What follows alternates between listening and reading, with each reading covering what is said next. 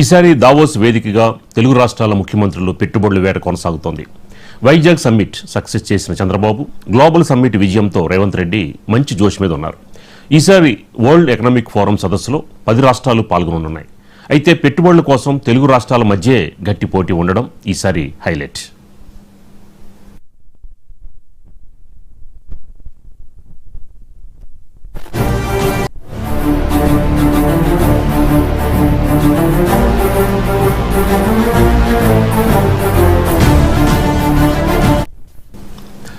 ఈ నెల 19వ తేదీ నుంచి దావోస్ వేదికగా వరల్డ్ ఎకనామిక్ ఫోరం సదస్సు జరగనుంది. మన దేశం నుంచి 10 రాష్ట్రాల ప్రతినిధులు, 4 కేంద్ర మంత్రులు పాల్గొంటున్నారు. 10 రాష్ట్రాల నుంచి చూసుకుంటే ముఖ్యంగా మహారాష్ట్ర నుంచి సీఎం ఫడ్నవీస్ ఒక్కరే హాజరు కానున్నారు. ఏపీ నుంచి సీఎం చంద్రబాబు, ఐటీ మంత్రి నారా లోకేష్తో పాటు అధికారుల బృందం పాల్గొనుంది. ఇక తెలంగాణ నుంచి సీఎం రేవంత్ రెడ్డి, ఐటీ శాఖ మంత్రి శ్రీధర్బాబుతో పాటు అధికారుల బృందం పాల్గొనుంది. ఇతర రాష్ట్రాలతో పోలిస్తే తెలుగు రాష్ట్రాలదే పెద్ద టీం. కేంద్ర మంత్రి రామ్మోహన్ నాయుడు కూడా పాల్గొంటారు. అమెరికా అధ్యక్షుడు డొనాల్డ్ ట్రంప్ కూడా ఈసారి స్వయంగా పాల్గొంటున్నారని వార్త. దీంతో ఈసారి వరల్డ్ ఎకనామిక్ ఫోరం సదస్సు దిగ్గజ కంపెనీలన్నీ హాజరు కానున్నాయి.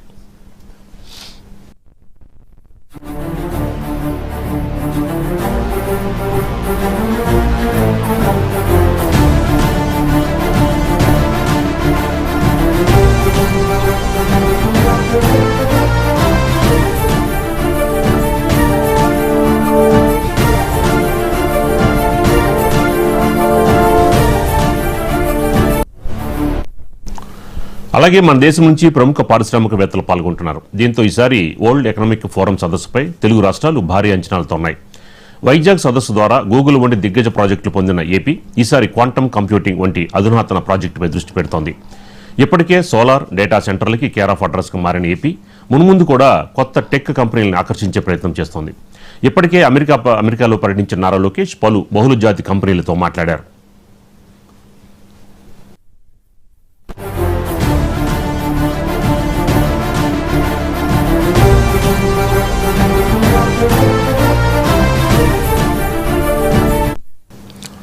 గత కొన్నేళ్లుగా జరిపిన చర్చల ఫలితంగా మరిన్ని ప్రాజెక్టులు ఆకర్షించేందుకు ఏపీ ప్రయత్నిస్తోంది.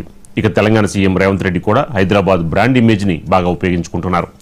ఇప్పటికే ప్రపంచ స్థాయి ఎంఎన్సీలకి వేదికగా ఉన్న హైదరాబాద్ జీసీసీ కంపెనీలకి కేర్ ఆఫ్గా మారింది. దేశంలోనే అత్యధిక జీసీసీలు హైదరాబాద్లో ఉన్నారు. మ్యానుఫ్యాక్చరింగ్ నుంచి ఐటీ వరకు అన్ని రకాల ప్రాజెక్టులకి వేదికగా మారిన హైదరాబాద్కి రేవంత్ ఈసారి మరిన్ని భారీ పెట్టుబడులకి ప్రయత్నిస్తున్నారు.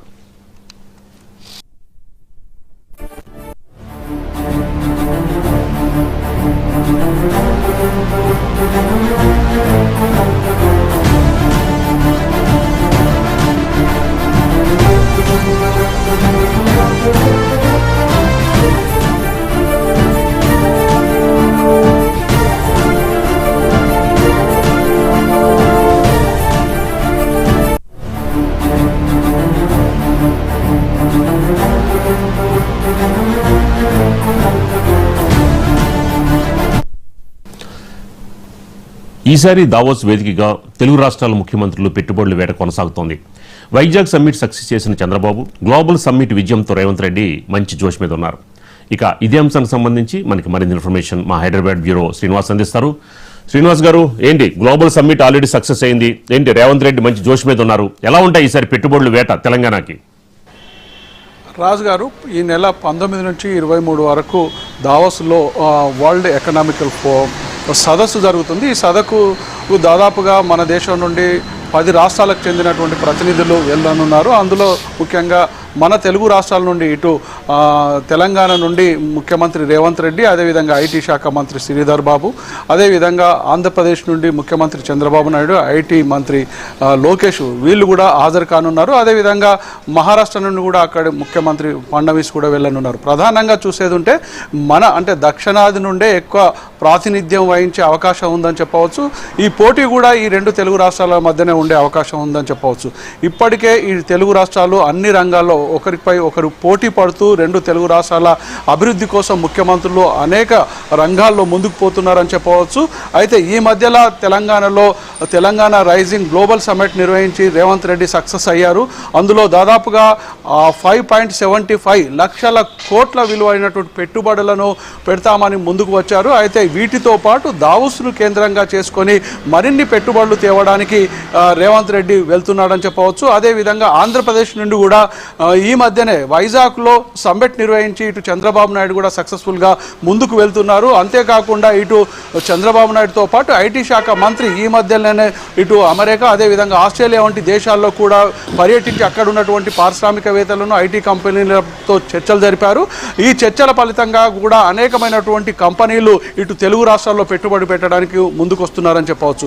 ప్రధానంగా చూసేది ఉంటే ఈ వరల్డ్ ఎకనామిక్ ఫోరంలో ఈసారి అమెరికా అధ్యక్షుడు డొనాల్డ్ ట్రంప్ కూడా హాజరు కానున్నాడు. అంతేకాకుండా ఇటు సౌదీ నుండి అదేవిధంగా గల్ఫ్ కంట్రీల నుంచి కూడా పారిశ్రామికవేత్తలు పెట్టుబడిదారులు హాజరవుతున్నారు. అదేవిధంగా ప్రపంచ దేశాల నుండి ఇతర పారిశ్రామిక దిగ్గజాలు ఐటీ కంపెనీల దిగ్గజాలు కూడా హాజరు కానున్నారు. అయితే ఈ రెండు తెలుగు రాష్ట్రాల ముఖ్యమంత్రులు అక్కడ పెట్టుబడులను ఆహ్వానించడమే కాకుండా ఈ రెండు తెలుగు రాష్ట్రాల అభివృద్ధి కోసం చేపడుతున్నటువంటి ఐటీ కావచ్చు, ఇతర రంగాలు పర్యాటక కావచ్చు, ఇతర రంగాల మీద పెట్టుబడులు పెట్టడానికి అన్ని కంపెనీలను ఆహ్వానించడమే కాకుండా పెద్ద ఎత్తున పెట్టుబడులను తీసుకురావడానికి వీళ్ళు ముందస్తు ప్రణాళికలు సిద్ధం చేసుకునే వెళ్తున్నారని చెప్పవచ్చు. ప్రధానంగా చూస్తుంటే హైదరాబాదు నగరాన్ని బ్రాండ్గా చూపించి ఇటు రేవంత్ రెడ్డి అదేవిధంగా ఇటు ఆంధ్రప్రదేశ్ నుండి కూడా చంద్రబాబు నాయుడు మొదటి నుండి ఐటీ కావచ్చు ఇతర రంగాల మీద కూడా పెట్టుబడులు పెట్టడానికి పారిశ్రామికవేత్తలను మెప్పించి తీసుకొచ్చే సత్తా ఉన్న నాయకుడిగా గుర్తింపు ఉంది. కాబట్టి ఈ రెండు తెలుగు రాష్ట్రాలకు ఇప్పుడు జరిగేటువంటి దావోస్లో జరిగేటువంటి వరల్డ్ ఎకనామికల్ ఫోరం ఎంతో దోహదపడుతుందని చెప్పవచ్చు. ముఖ్యంగా దేశం మొత్తంలో ఈ రెండు తెలుగు రాష్ట్రాలే దావోస్లో పోటీ పడి పెట్టుబడులను ఆహ్వానించే అవకాశం ఉందని చెప్పవచ్చు. రాజు గారు. Okay, right. Thank you Srinivas గారు.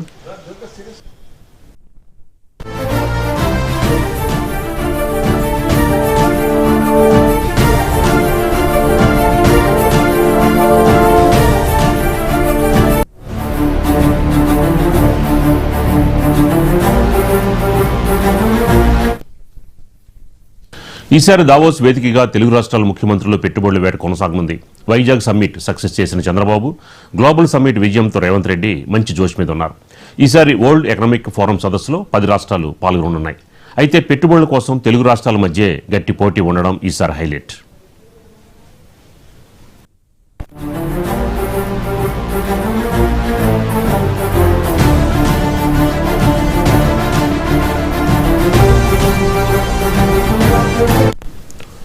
ఈ నెల 19వ తేదీ నుంచి దావోస్ వేదికగా వరల్డ్ ఎకనామిక్ ఫోరం సదస్సు జరగనుంది. మన దేశం నుంచి 10 రాష్ట్రాల ప్రతినిధులు 4 కేంద్ర మంత్రులు పాల్గొంటున్నారు. ఇక ఇదే అంశానికి సంబంధించి మనకి మరింత సమాచారం మా ఏపీ కరస్పాండెంట్ శ్రీనివాస్ అందిస్తారు. శ్రీనివాస్, ఏంటి ఎలా ఉండబోతోంది పెట్టుబడుల వేట? ఎందుకంటే ముఖ్యంగా రెండు తెలుగు రాష్ట్రాల మధ్య పోటీ నెలకొంది. ఏంటి ఎలా ఉండబోతోంది?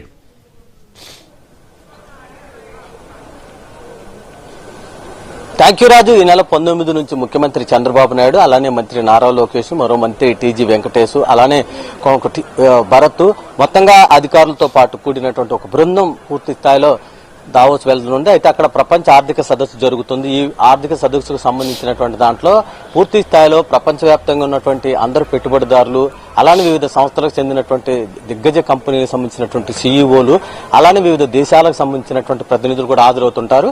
అయితే ఆంధ్రప్రదేశ్ సంబంధించినటువంటి దాంట్లో ముఖ్యమంత్రిగా చంద్రబాబు నాయుడు బాధ్యతలు చేపట్టిన తొలినాళ్ల నుంచి కూడా ఆయన ప్రతి ఏడాది కూడా తప్పకుండా దావోస్ వెళుతూ ఉన్నారు.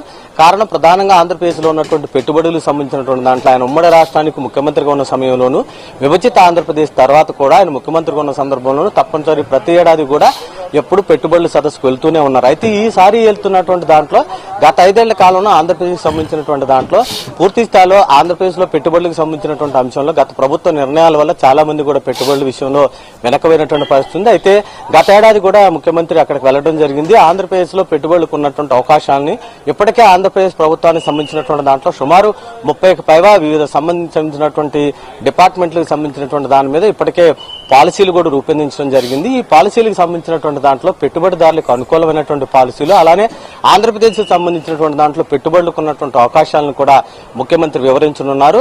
పూర్తిగా రాష్ట్రానికి సంబంధించినటువంటి దాంట్లో 1000 కిలోమీటర్ల పైగా ఉన్నటువంటి సముద్ర తీర ప్రాంతానికి ఉండటం వల్ల ఆంధ్రప్రదేశ్ ఒక పెద్ద అడ్వాంటేజ్ గా ఉంది. ఎందుకంటే దాదాపు 8 పోర్టులు కూడా చుట్టుపక్కల మొత్తం ఈ సముద్ర తీర ప్రాంతంలో ఉన్నాయి. ఈ పోర్టులన్నీ కూడా అంతర్జాతీయ ఎగుమతులకి దిగుమతులకి అలానే ఇక్కడ లాజిస్టిక్స్ సంబంధించినటువంటి ట్రాన్స్పోర్టేషన్ కి సంబంధించినటువంటి దాంట్లో కూడా అలానే పరిశ్రమల ఏర్పాటుకు సంబంధించినటువంటి దానికి కూడా చాలా కీలకంగా ఉండనున్నాయి. కాబట్టి ఈ ఆంధ్రప్రదేశ్ కి సంబంధించినటువంటి దాంట్లో పెట్టుబడులకు ఉన్నటువంటి అవకాశాలను కూడా దేశాలకి అలానే ప్రతినిధులకు కూడా వివరించనున్నారు. ఇప్పటికే ఆంధ్రప్రదేశ్ ప్రభుత్వానికి సంబంధించినటువంటి దాంట్లో వైజాగ్ లో జరిగినటువంటి వైజాగ్ లో జరిగినటువంటి పూర్తి స్థాయి పెట్టుబడుల సదస్సుకు సంబంధించినటువంటి దాంట్లో కూడా ప్రపంచ ఆర్థిక వేదిక ఏ విధంగా ఆ ఆర్థిక సదస్సు నిర్వహిస్తారో ఆ విధంగా నిర్వహించడం జరిగింది గత ఏడాది. పూర్తి స్థాయిలో దాదాపు 13.5 లక్షల కోట్ల విలువైనటువంటి పెట్టుబడులకు కూడా ఎంఓయూలు కూడా జరిగినటువంటి పరిస్థితి. ఈ నేపథ్యంలోనే మరోసారి దావోస్ వెళ్తున్నారు ముఖ్యమంత్రి నేతృత్వంలో ఉన్నటువంటి పూర్తి స్థాయిలో అధికారులు అలానే మంత్రులతో కూడినటువంటి బృందం. ఆంధ్రప్రదేశ్ లో మరిన్ని అవకాశాలకు సంబంధించినటువంటి దాంట్లో ఇప్పటికే ఆంధ్రప్రదేశ్ ప్రభుత్వానికి సంబంధించినటువంటి దాంట్లో జరిగినటువంటి 14 ఎస్ఐపిబిలకు సంబంధించినటువంటి ఆటల్లో సుమారు 8.5 లక్షల కోట్ల విలువైనటువంటి పెట్టుబడులకు సంబంధించినటువంటి ఆటల మీద ఇప్పటికే ప్రభుత్వం నుంచి క్లియరెన్స్ రావడం జరిగింది.